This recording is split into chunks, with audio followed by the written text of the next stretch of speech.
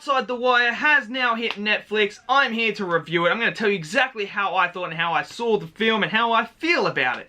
So make sure you let me know in the comments below, did you love it, did you hate it? What are your thoughts on this film as well that's on Netflix? I'm going to be very interested to hear what people have to say about this, so make sure you let me know in the comments below. Smash that like button as well. Don't forget to subscribe. And you know what? Let's just jump in to this review. Perfect.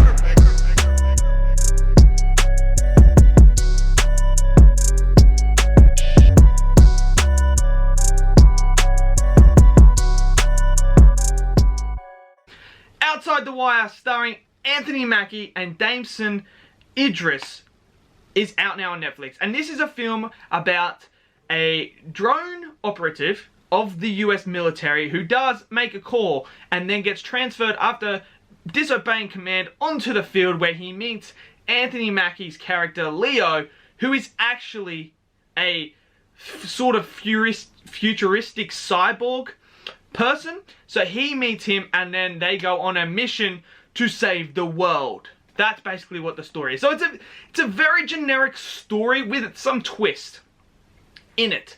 Now, the twist in the films is executed okayly. Like, it's kind of, yeah, okay, I could see that. And then there's some of them that are pretty predictable as well. And that can hurt the film as well. That does hurt the film, because I was sitting there, I was kind of like, yeah, okay, I kind of saw that coming. And then there was ones where I was like, oh, I didn't see that coming. So, but we're going to start off with the after that. I mean, I'm just waffling at this point right now. I don't know why. Anyway, so we're gonna talk about the performances. I thought the performances were good. I think the emotion wasn't there in the acting. I didn't really get that emotion. Whether or not that's the characters that they wrote and the way that the dialogue was, which I'll get to in a second, but I think the performances were okay. Anthony Mackie was decent in his role, in his character, and I thought as well Idris was quite good as well, and he sort of conveyed that character that was necessary that he had to do. So I think the performances were okay. They weren't like anything top tier, but they were good enough for this action film. That's basically what it was. It's an action film performance, and it was decent enough with what they had. Now the characters, I think the characters are a bit hit and miss. Leo's character, Anthony Mackie's character, felt a bit one-dimensional. I didn't really understand certain motives he had, and it kind of like I was kind of a bit confused with some of the stuff he was doing. I was a bit confused with. I was like, okay, that doesn't make sense. That's a bit weird. That's a bit off. So I think his character was cool, but I didn't get that depth I wanted in him. He was very one-dimensional, very straight-faced, like, bam, this is me, this is what I'm gonna do. No, like, actual, like, development of the character that made any sense.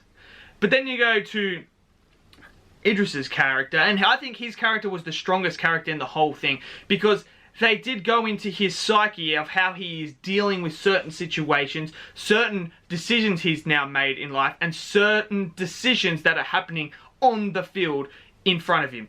And you start to see his psyche start to change, and his character does develop. So I think they did get his character right, they did give it development, and I did feel for this character and starting to get emotionally invested in his character. Which is what you want in your lead character. The other characters outside, I kind of didn't really care for. Any of the other characters were pretty underdeveloped, and I didn't really care about. Which was unfortunate as well, because I was kind of sitting there and I was like, okay, I don't care. Kill him. Doesn't bother me. I don't care. But I think Idris's character was the one character that I was drawn to. Leo as a character was one-dimensional and just didn't give me enough to grab onto, so to say. I didn't have anything to grab on and latch onto and be relatable to. So, yeah. The action in this is great. It is great. The action to me is fantastic. I really liked it. I thought Anthony Mackie and that were great in the action scenes. There was it was like John Wick on steroids as a cyborg. Just absolutely wrecking fools. I thought it was done well, shot well. But that's about it.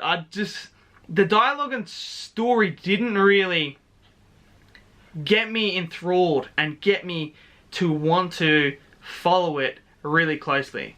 There's a few times where the pacing also didn't help the story and didn't help the flow of the movie. There's some bits where they're just downright slow, and I'm like, okay, this feels a bit, yeah, can we hurry it up now? Because there's a lot of pacing, because it's like fast, slow, fast, slow, fast, slow, fast. And it kind of, it's so jarring, and it really took me out of the film here and there. And I was like, am I watching an action film or am I watching a drama?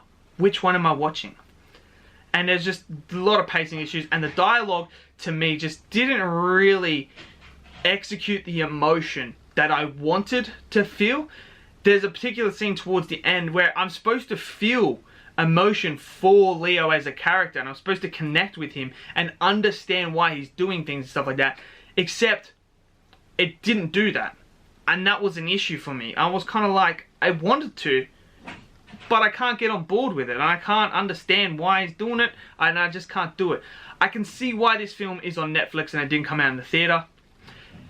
However, if you're looking for an action film where you don't have to follow story and that you just want to put it on and enjoy some great action where just someone's wrecking fools and stuff like that, this is the movie. This is the movie for you. It's a dumb action film that doesn't have much substance to it, but is awesome to watch as an action. Just a pure action film with just no substance in story or characters. That's what this film is. So it's not like the worst film. It's not the best film. I think this is going to be a forgettable film. It's going to be in that middle tier where it's like, it's not good nor bad. It's just average, and it's just going to be one that gets lost. It's unfortunate. There's a lot of potential in this film as well. There's a lot of potential. There's a great, unique concept, but I think having the generic storyline, the generic stuff in this film just hurts it. So make sure you let me know in the comments below, what did you think of Outside the Wire? I want to know. Smash that like button as well. Don't forget to subscribe, and I'll see you guys in the next video. Peace out.